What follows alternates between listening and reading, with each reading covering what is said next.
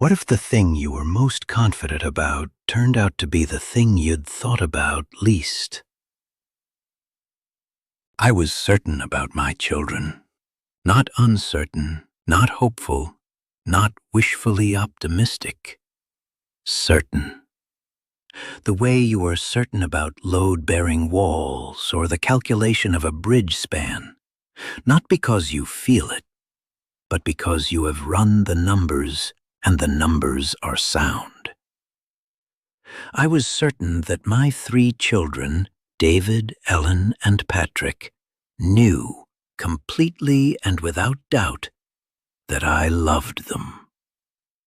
I was certain of this the way I was certain of everything I was certain about, because I had never seriously considered that I might be wrong. My name is Arthur Baxter. I am 79 years old. I was a civil engineer for 40 years in the Philadelphia metropolitan area, and I retired in 2010. And in 2019, my daughter Ellen sat across from me at a restaurant table during a visit she had specifically arranged to have a specific conversation. And she dismantled the certainty I just described so completely that I am still, 4 years later, working to reassemble the picture in a form that is actually accurate. I want to tell you what Ellen said and what led her to say it, and what I have done since, and what the experience has taught me about the particular danger of confidence in things you have not examined. Ellen is 51. She is the middle child.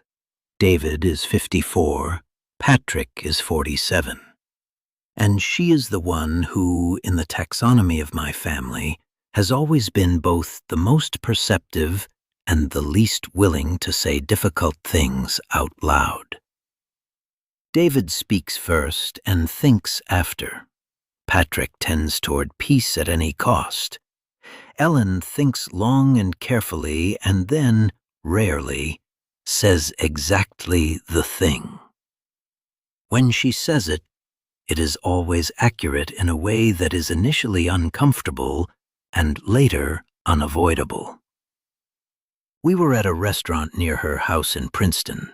She had come to pick me up, and she had been quieter than usual on the drive, and by the time we were seated, I knew there was something coming. I am a structural engineer. I can read load, she ordered. I ordered. We talked about the grandchildren and about something in the news and about her work, which is in academic publishing. And then she put down her glass and she looked at me the way she looks when she has decided to say the thing. She said, "Dad, I need to tell you something, and I need you to hear it completely before you respond. Can you do that?" I said I could. She said, "I think you believe that we, David, Patrick, and I, grew up knowing you loved us. And I think you believe this so completely that it has never really occurred to you to question it." She paused. "What I want to tell you is that I didn't know. I knew you were there. I knew you were responsible. I knew you provided for us, but I didn't know, not in the way that feels like being loved, that you loved me. And I've spent most of my adult life wondering whether that was my misreading or your communication." I did not, as I had promised, respond immediately. I looked at her. I looked at the table. I thought about the calculation I had been so certain was sound. Let me tell you about the architecture of my fathering because it explains what she said. My own father was an engineer too, a different kind, manufacturing. And he was present and competent and absolutely silent about emotion. He never said, "I love you." He never demonstrated affection in any physical or verbal way. He was at every event, every graduation, every occasion. He fixed what broke. He paid what was owed. He was, by every metric I could measure as a child and later as an adult, a good father. And I understood, with the complete clarity of a child who had never been told anything different, that this was what good fathering was. I repeated the architecture. I was at every event, every graduation, every occasion. I fixed what broke. I paid what was owed.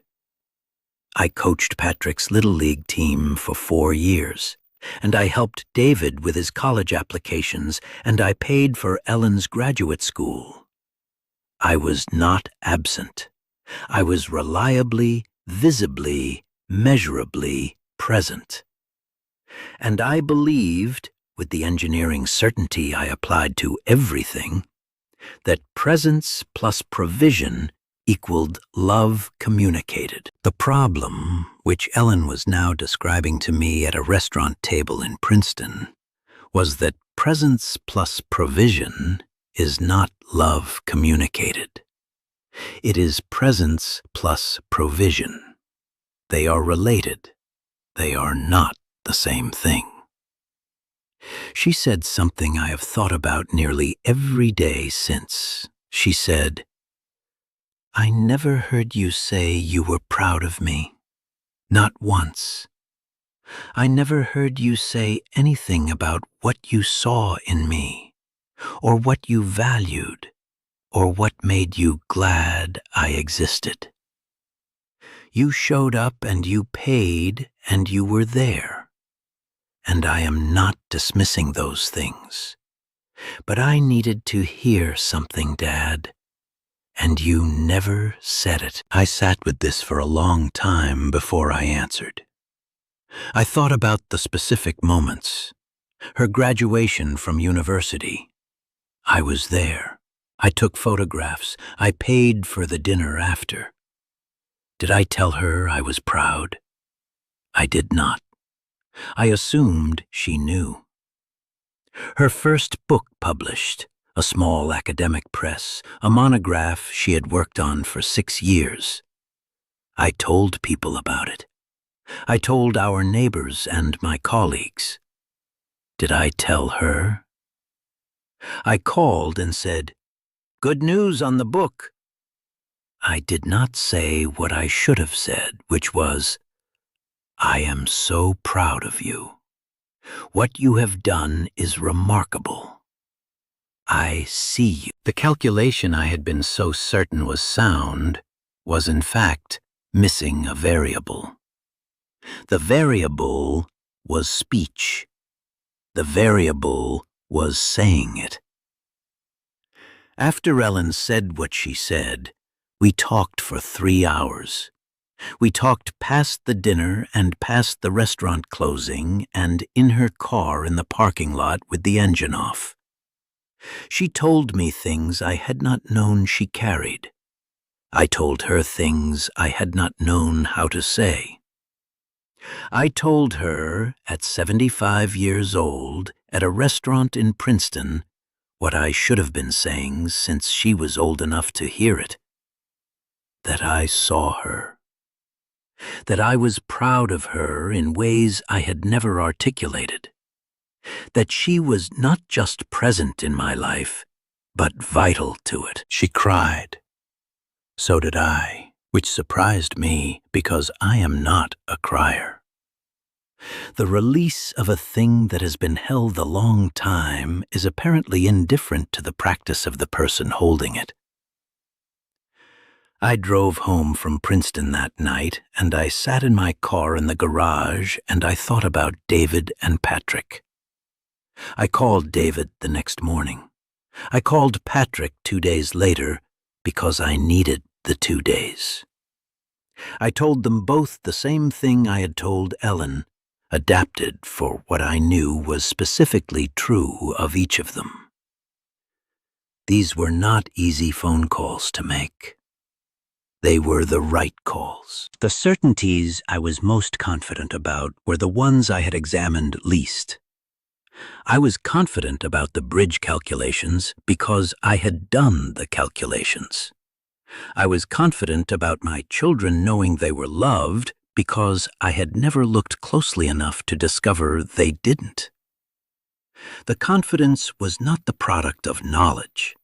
The confidence was the product of not looking. This is the pattern I want you to check for in your own life, because it is common and because it is costly. Where are you most confident? What are the things you are most sure about? About your relationships, about what the people close to you know, about what they feel and what they carry. Where is the confidence proceeding from certainty rather than from inquiry? The confident calculation is not the safe one. The safe calculation is the one you verified. Ask the people you love what they know.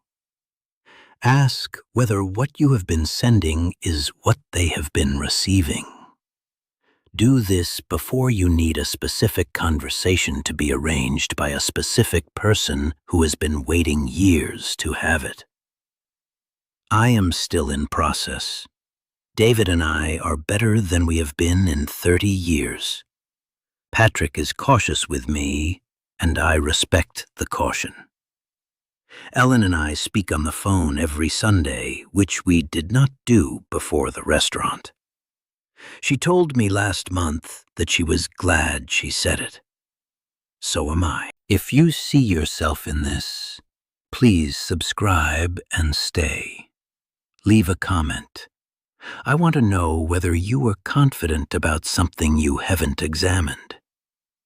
Hit the like button if this gave you a reason to make a phone call. Share this with someone who might be doing the engineering I was doing.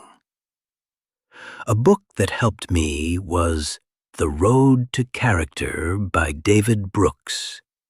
It's about the difference between the resume virtues and the eulogy virtues, and it reframed how I thought about what I had actually been building for 40 years. The link is in the description. My name is Arthur Baxter. I am 79 years old. I am a civil engineer who did not verify his most important calculation until he was 75.